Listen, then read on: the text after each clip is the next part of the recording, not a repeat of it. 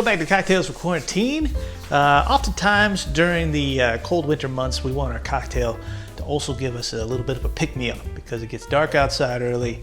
Sometimes we feel a little sluggish during the wintertime. So today we're going to make an espresso martini to help get us through those cold, dark nights.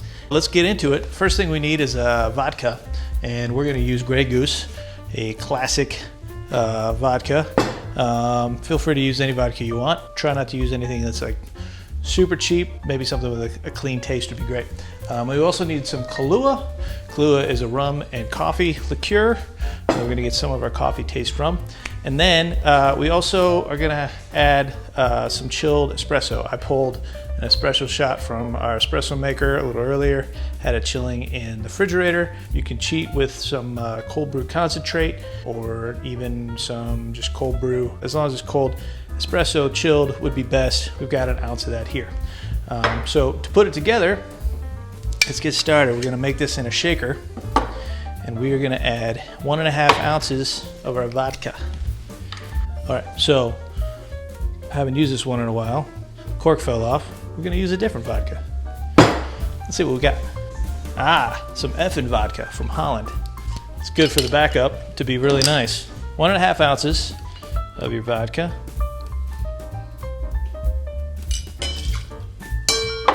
And then we're gonna use our Kahlua next. We need 3/4 of an ounce of the Kahlua.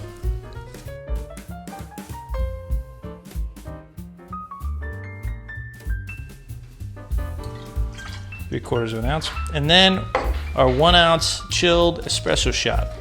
And that's all we need. So let's get that in there. And we'll add ice and shake vigorously.